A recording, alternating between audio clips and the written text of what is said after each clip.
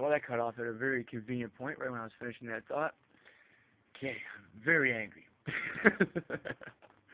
Okay,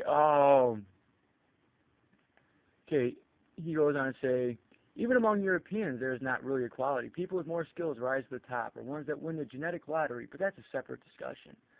Or you could also say that it has much more to do with where you start off in life. Um, I went to school with people that, because we moved out, my family got moved out to the suburbs. So my grandfather had money. You know, he wasn't rich, but you know, he helped us out enough where we could afford to live in the suburbs. We would go to decent school and stuff like that. And I went to school with people, and I was the type of kid that I literally got 100 on every math exam, from 6th grade to 11th grade. 12th grade, I missed one. I was one question on the math final exam. 10th grade, I missed, I think, 150 days. 150 fucking days. Got 100 on the math exam, 98 on the social, 97 on the science. I'm a waste. I fucked it up. My IQ technically raised me as a genius. But I work in a factory. I do manual labor.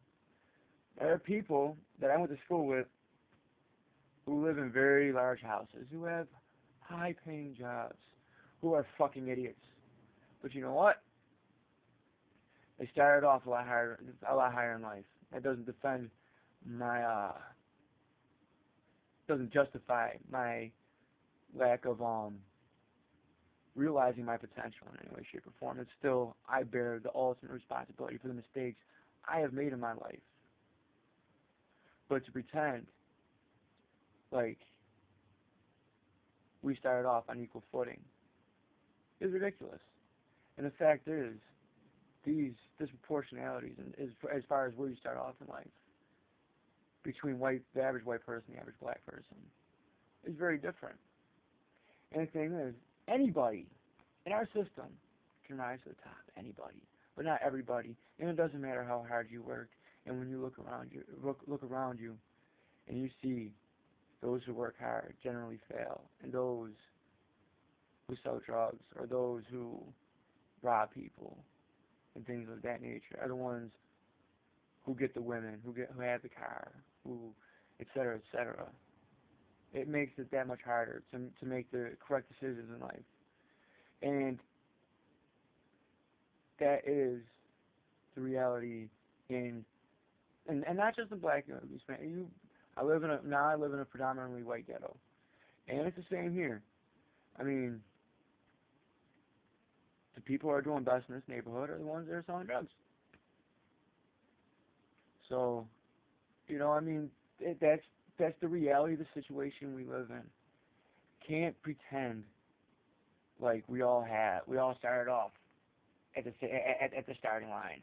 Someone's got a really big fucking head start. Look at George Bush. The man is a fucking moron. He doesn't like to read, and he admits that. But he has degrees from Princeton and Harvard. I mean, you know, but okay, let's back to your fucking comments. Alright. Let's confront the issue of racism directly. Blacks were enslaved not because they were black, but because they were primitive and they were there.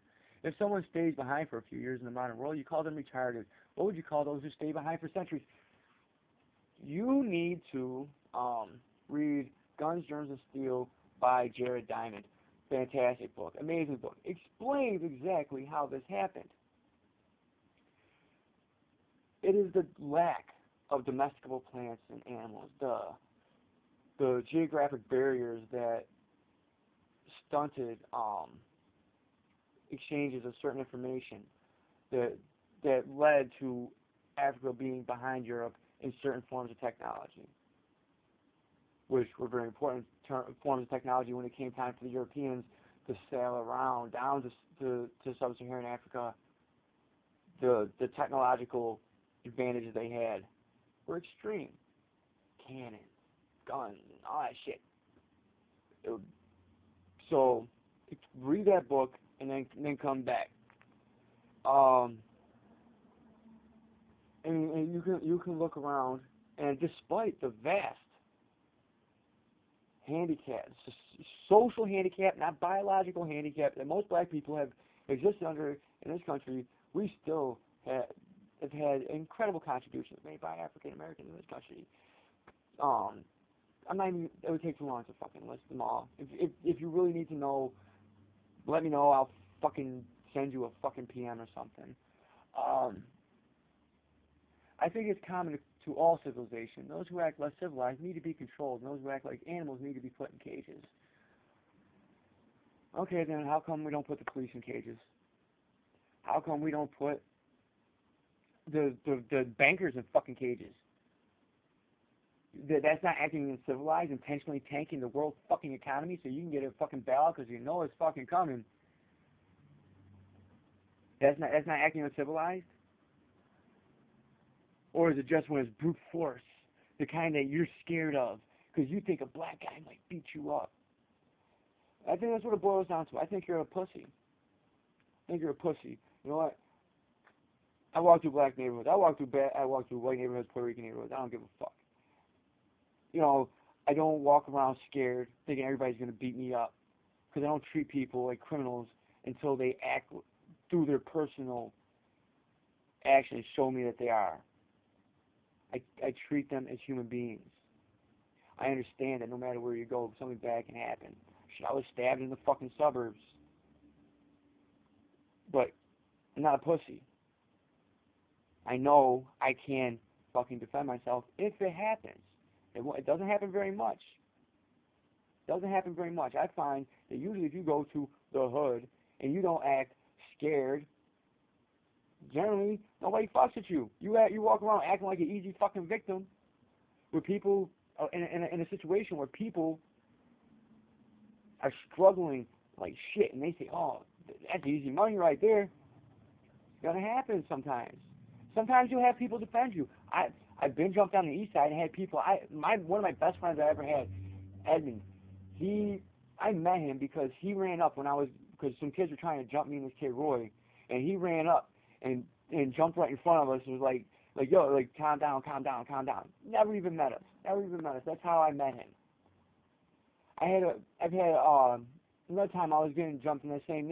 Almost got jumped in the same neighborhood because this is right around the time the Rodney King shit. We didn't have Rodney King riots here, but we did have little things here and there. And the old lady came out the house with a frying pan ready to. She's like, "You better leave that boy alone."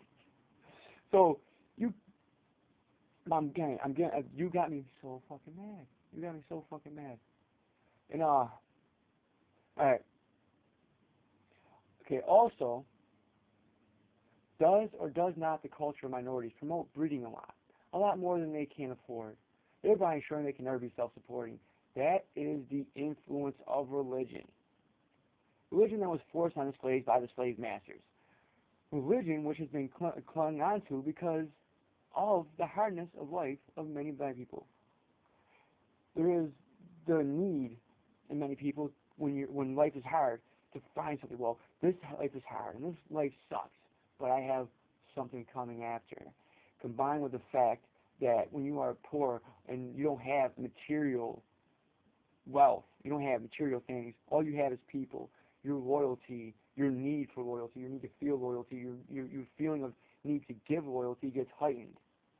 And it feels like a betrayal of your mother and your grandparents to reject the religion for many people. I know that's why it was so hard for me to let go of theism.